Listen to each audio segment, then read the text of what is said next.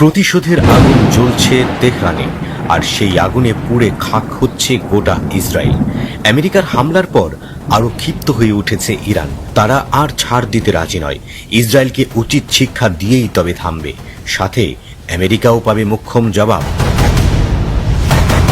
মধ্যপ্রাচ্য আবারও উত্তপ্ত হয়ে উঠেছে। ইরান সোমবার ভোরে ইসরায়েলের বিরুদ্ধে ফের এক দফা ক্ষেপণাস্ত্র হামলা চালিয়েছে। দেশটির ইসলামী বিপ্লবী গার্ড কোর জানিয়েছে এটি ছিল অপারেশন টু প্রমিস 3-র একবিংশ ধাপ। এই অভিযানের মূল লক্ষ্য ছিল ইসরায়েলের সামরিক ঘাঁটি ও যুদ্ধ শিল্প সংশ্লিষ্ট স্থাপনাগুলো। তেহরান দাবি করেছে ইসরায়েল বিনা উস্কানিতে ইরানের ভূখণ্ডে আগ্রাসন চালিয়েছে। এই আগ্রাসনে ইরানি নাগরিকদের নিরাপত্তা হুমকির মুখে পড়ায় আত্মরক্ষার স্বার্থেই এই পাল্টা ব্যবস্থা গ্রহণ করতে বাধ্য হয়েছে তেহরান। সোমবার ভোরে ছোড়া ব্যালিস্টিক ক্ষেপণাস্ত্রটির কারণে ইসরায়েলের মধ্যাঞ্চলে তেল আবিব ও তার আশেপাশের এলাকাগুলোতে সতর্কতার সাইরেন বেজে ওঠে। ইসরায়েলি সামরিক বাহিনী জানায় তারা ক্ষেপণাস্ত্রটি আকাশেই ধ্বংস করতে সক্ষম হয়েছে। তবে আতঙ্কে বহু মানুষ আশ্রয় কেন্দ্রের দিকে ছোটে। এতে কিছু মানুষ আহত হন বলে জানায় ইসরায়েলি জরুরি সেবা সংস্থা মাগেন ডেভিড আদম।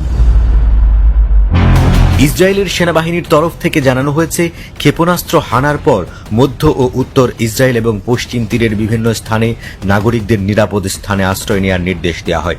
পরিস্থিতি কিছুটা শান্ত হলে পরবর্তীতে আশ্রয় ত্যাগের অনুমতি দেওয়া হয়।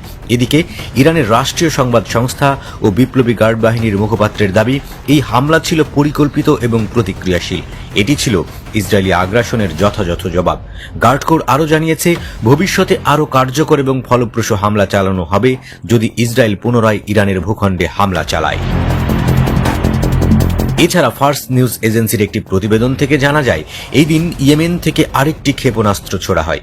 এই মুহূর্তে পুরো মধ্যপ্রাচ্যে যুদ্ধের আশঙ্কা তীব্রভাবে উকি দিচ্ছে। সম্প্রদায়ের কড়া নজর এখন তেহরান ও তেল আবিবের পরবর্তী পদক্ষেপের দিকে।